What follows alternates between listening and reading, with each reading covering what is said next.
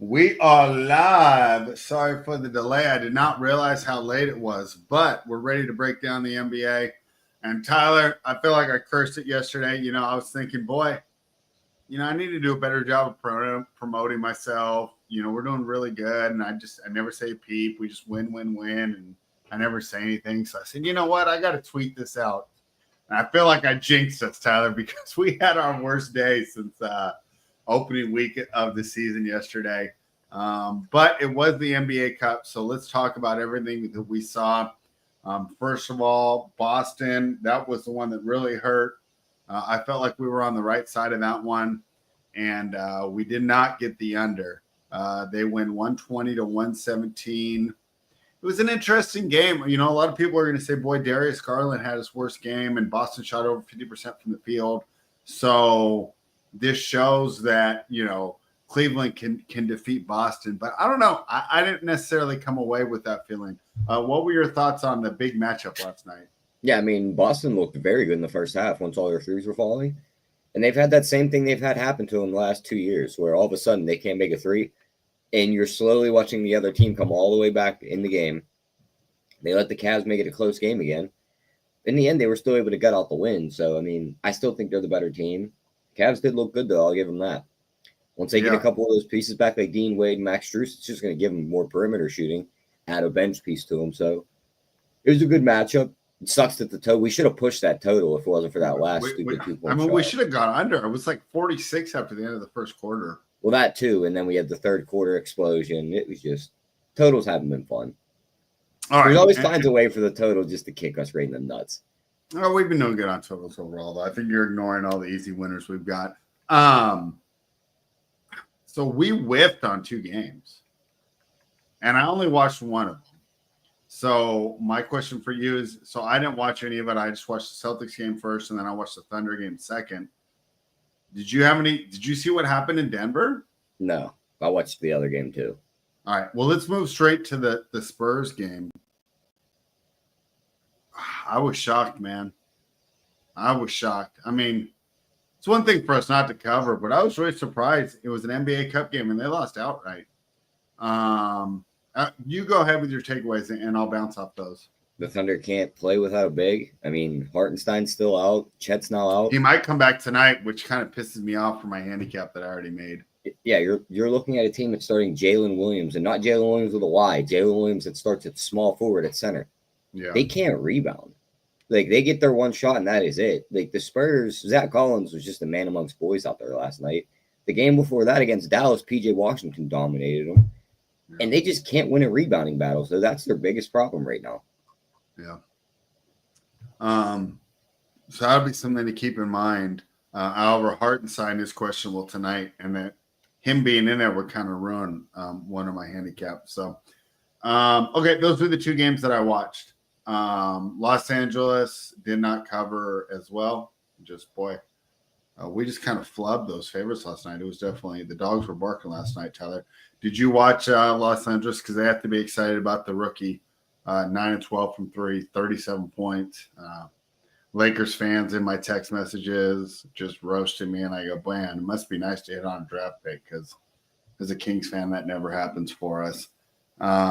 Did you have any thoughts on the Lakers? Another one, it felt like we were going to cover, man, and just Jazz a late push. Yeah, I mean, it felt like the icing on the cake for last night. The Jazz somehow backdoor cover a game, so yeah. I don't want to spend too much time just sitting here talking about our losers. All right. Well, yeah, that's why I never say anything when we're winning. But I was just thinking, I do terrible. Everyone else in the Discord, they always hit cash it. I never do that.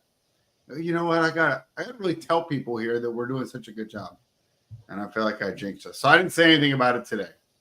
We're just 2 average, normal, everyday guys. We're not the best in the world. All right. The first game on the docket, Tyler, is the Chicago Bulls at the Milwaukee Bucks. So Chicago did not play last night, right? Both these teams played Monday? Yeah, I believe so, yep. Okay, so Milwaukee got that 1-point win. However, we covered with Houston, so we can talk about some of our winners there. And I was glad, too, because, sometimes we think about taking the money line, and we didn't. I'm sure glad we didn't on that game. So now the Bulls, I'm trying to think, was their most recent game losing to the Rockets, or did they bounce back after that? I think they bounced back with one game. I'm getting that pulled up now. Chicago beat Detroit by 10. Oh, good point. All right. Yeah. And that was one we considered taking Detroit and we laid off. So, even though last night was terrible, we've made a bunch of good decisions overall so far this season. Now the Bulls are catching 8.5, Tyler. Before I ran numbers, I was thinking I would like the Bulls here. However, I have the Bucks winning by 9. I also like the over. However, I only have it at 231. I still like the plus 8.5. I'm not playing the under, that's for sure. I don't care. I kind of like it's over or pass, and I like the plus 8.5, even though the projections say no. So the question I have for you is this: do you want to jump in, or is this just a pass? I think it's a pass for me. I don't like betting on the Bulls. I don't want to bet the Bucks trying to win by margin. I don't want anything to do with the total either because everything points towards the under, but it's the Bulls and they just can't play any defense. Yeah. The Bucks probably win this game handily and never give the Bulls a chance. But I'm not sure they win by 10, and I don't want to put my neck out there and take the Bulls, so I think it's a complete pass for me. Yeah. I kind of like the 8.5 here. If we decide to make that official, we'll talk about it after the show, but Patrick Williams is also out for the Bulls tonight. Like, that's a big piece. Yeah. Okay. Fair enough. Let's keep it moving. The next game on the dockets, the New Orleans Pelicans are catching 14 in Cleveland. Of course, the Cavaliers coming off that tough loss. The Pelicans are like they're missing their top 8 players. It's ugly. But I mean, there's a bunch of guys for Cleveland sitting out this game too. All right, let me refresh RotoWire right now.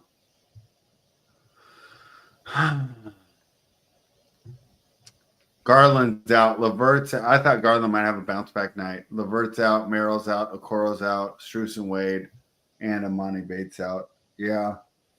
I don't know. I don't want to get involved in this game. What's the projected total? I don't mind an under.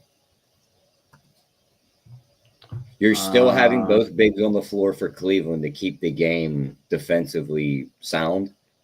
They're not going to give many second chance points. Brandon Ingram's off the floor on the other side, and that's their main scoring option right now. So that's where I would lean full game under. Let's jump on that. Okay, sounds good. 217.5. I have it, 213? Yeah. All right. Yeah, we will consider making that an official play. Of course, if you want access to those official plays, nukethehouse.com. Promo code NukeNovember to become a member. Portland Trailblazers, Tyler. I like this spot a lot until I saw that Hartenstein's questionable. If he plays, I don't want Portland anymore. If he does not, I do want Portland because let me just double check. Yep, Robert Williams is expected to play. So if I got Robert Williams and Klingon going against the no big Oklahoma City Thunder, I think Portland can make this a game. If Hartenstein's in, though, I would stay away from it. What do you think? I'd stay away from it because I think they know it doesn't take these guys long, especially this coach who's one of the better ones in the league. He knows what the problem is. I think he's back. I think Hartenstein comes back tonight and they fix that problem. I don't think that pushes me to lay an OKC minus 12, though, but I think they bounce back after 2 games where they realized, size is a huge problem here. They get some size back on the floor, and they bounce back. So I think they win, but I don't want to lay 12. Oh, really? Okay, yeah, we're opposite there. To me, it's Portland or pass. So let's keep an eye on that. And just a heads up, I mean, if Hartenstein's ruled out, I'm going to be on the Blazers. Couldn't this rub you as a spot, though, where it's like this? The Thunder tried to fight back in that game against Spurs last night. They cut it. That's why. That's another reason I like the Blazers. They pushed it all the way till the end. But a young team pushing it all the way to the end, almost fighting all the way back, couldn't it just rub you as it's like, we got another game tomorrow. Let's just go out and pound these guys. Yeah. I mean, obviously that can happen, but I don't know. Like I said, I think it's too many points against a tired team. Yeah. I'll let you decide that one. I think I'm staying away. Yeah, well, we need the injury report because if Hartenstein's out there, there's no play. All right. The next game that we have, Tyler, the Indiana Pacers are plus 6.5, total 231.5. Tyler, I listened to Crispy Captain's show earlier. He had a great point about Tyrese Halliburton's home road splits, and he's been terrible on the road. The one that we're waiting on for this game is Jalen Green. However, no Nemhart, no Neesmith for the Pacers. I like Houston here. I like Houston. I like the under. My projections like Houston as well. And the projections like the under as well. Indy's just been a completely different team on the road. Halliburton kind of sucks on the road. I mean, he really did. I mean, it's crazy, the home run. Like the season he put together last year compared to what he's doing this year. Like if he did this last year, no one would talk about him the way they do now. So supposedly he's fine through a back injury, and that's part of the reason why he's not playing well on the road. He's not able to get the same treatment. But like if you're gonna play well at home when you have a back injury, and then when you go on the road, you're gonna be bad. Like I don't feel like that like equals out there. You know what I mean? That'd be like if Ben Simmons averaged triple doubles in Philly and then you took him on the road and he just sucked. Like, oh, he's got a back problem. Like this dude plays good at home, so I don't buy the whole back problem thing.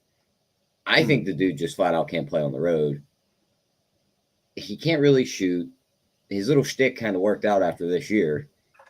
And this is a very, very, very good defensive Houston team. Steven Adams will be on the floor to bully around the inside. The Thompson twins will come off the bench. You have Eason there too.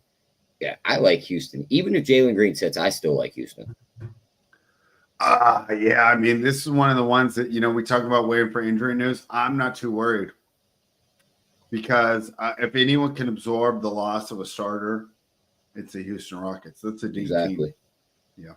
He's also a shot chucker. Like I like him as a player, but he's a shot chucker. Like when the shots go in, they win games by margin. When the shots don't go in, they get close games. When he's off the floor, they might just dominate a team. All right. Let's sounds like we agree there.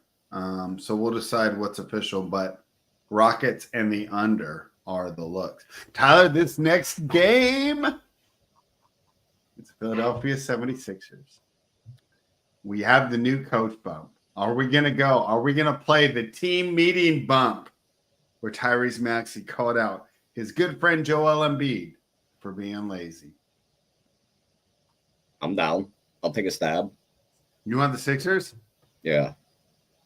I hate the Sixers. This is the one spot where I can go, all right, like you're playing a beaten down team who has played what is this? This is going to be their third game in 4 nights?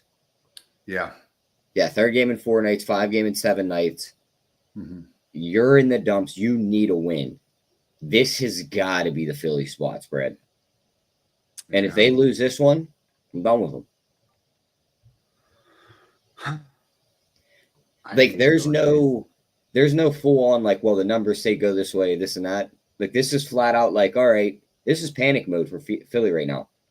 They're calling out the best player. This has got to be the spot. They could win this game by 3 against a not good Memphis team. So taking a stab. Could be a terrible idea, but we'll see what happens. It's Philly or pass. We're not going to play Memphis in this spot. Boy, did they disappoint us last night. But just because of the fatigue angle, that's why I'm not going to take the Grizz. I don't know, man. I don't know about this Sixers team. This just feels like one of those bets like you have to make. And even if they lose, it's like, all right, like we're just done with Philly from here. Like maybe they are as bad as we thought. Like I'm willing to burn that unit to find out if they're actually going to try right here after the meeting. All right. We'll talk about this. I don't know if we can make this official.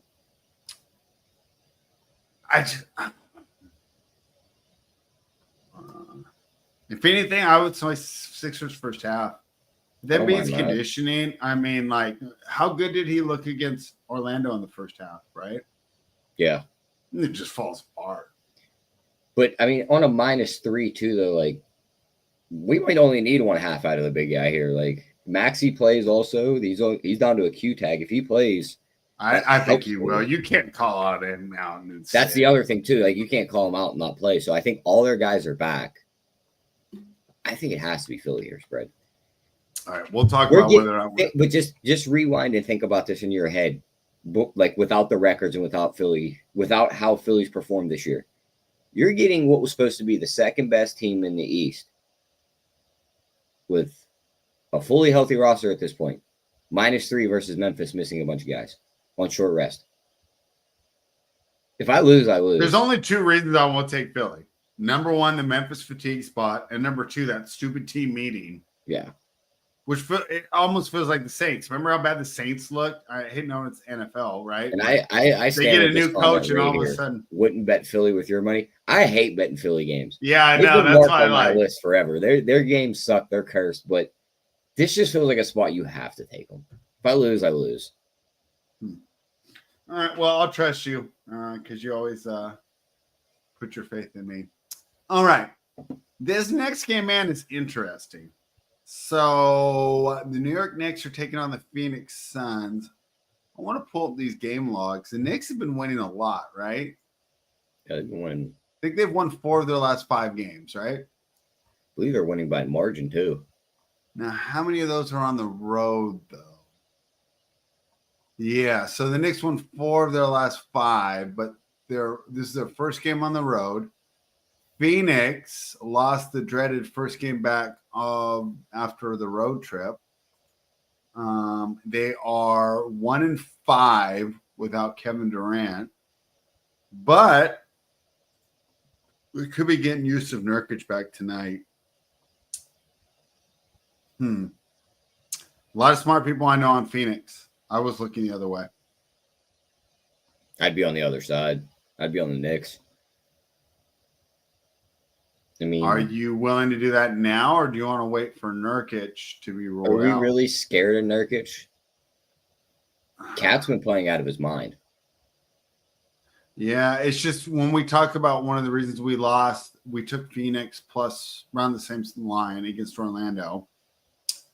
It was just like the Thunder game. We couldn't get a rebound. When Nurkic back in there, maybe that fixes that. Yeah, but they're still down Bradley Beal. They're still down Don't KD. care about him. Where's their offense coming from?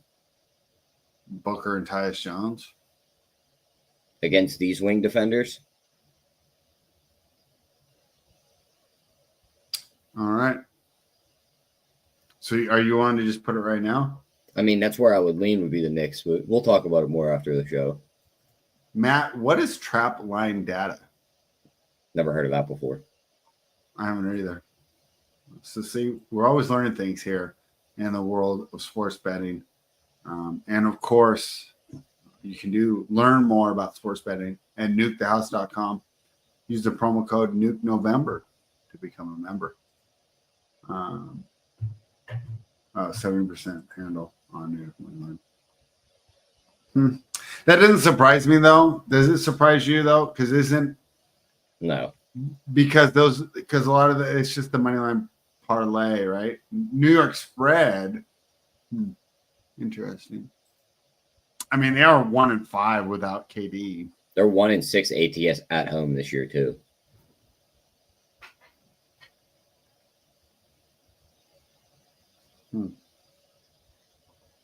Oh, okay. Yeah, the reverse line movement. All right. Well, I don't really care about that stuff. I'm just going to handicap the games and bet them.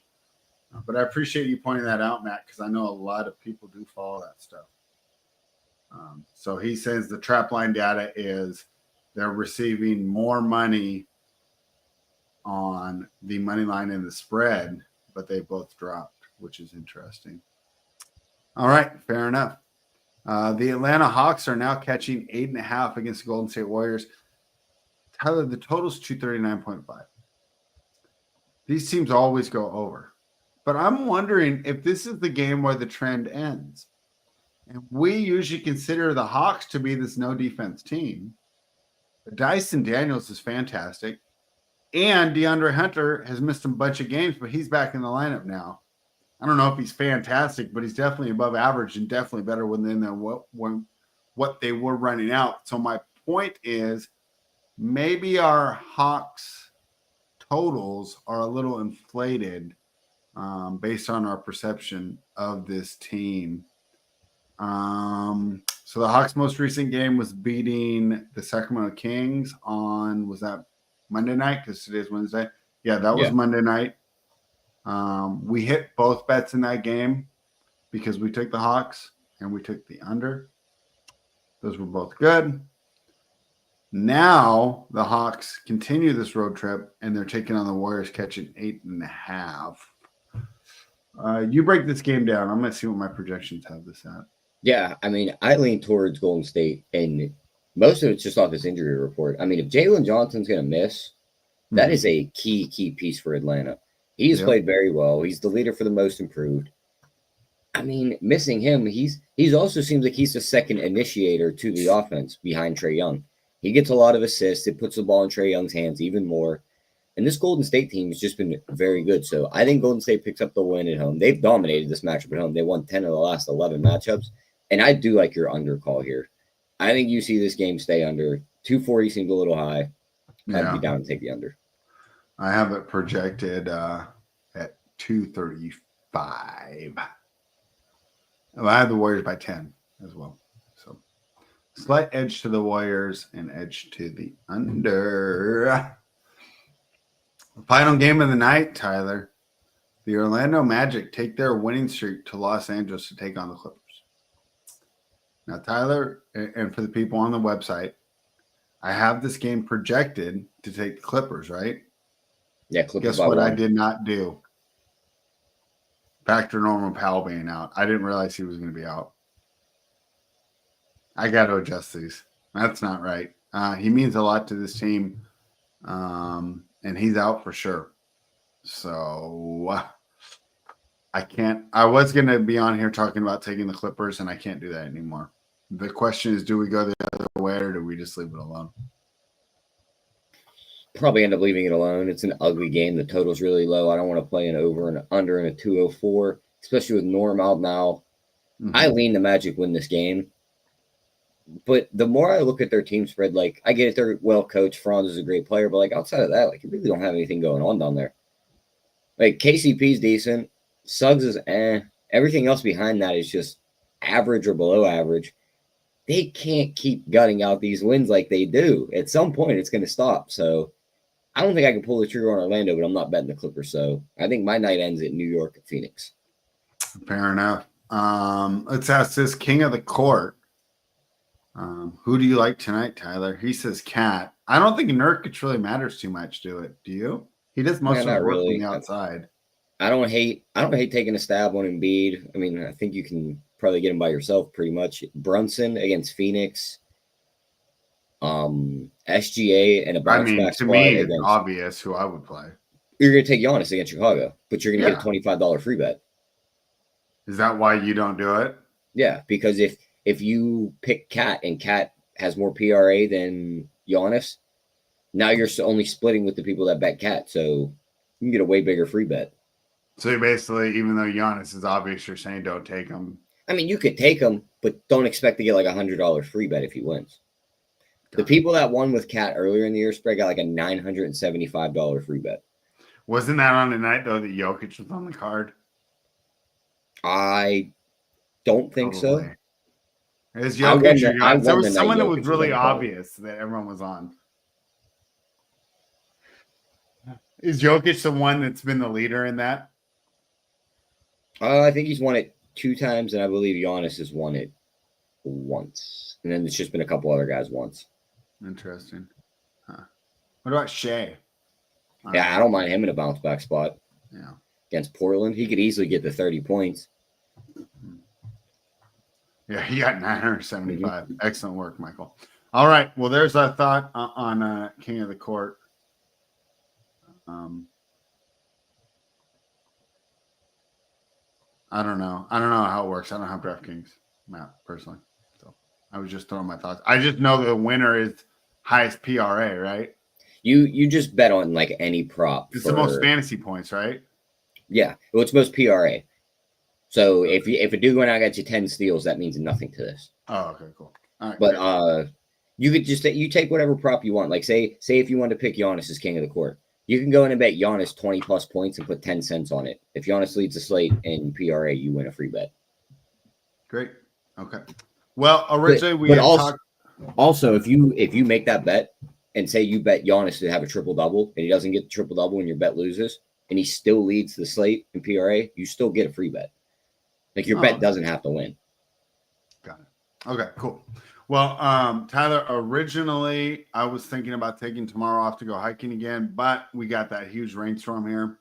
So that's not going to happen. So we'll be back tomorrow at 5 Eastern, 2 Pacific. But let's give them one free bet before we get out of here. What's your favorite play on this slate? Favorite play on this slate would probably be Houston, but I'm going to put my neck out there. Give me Philly. Wow. All right. Tyler says best bet, Philadelphia 76ers. This is nukethehouse.com. If you want to become a member, the promo code is Nuke November. Nuke the house.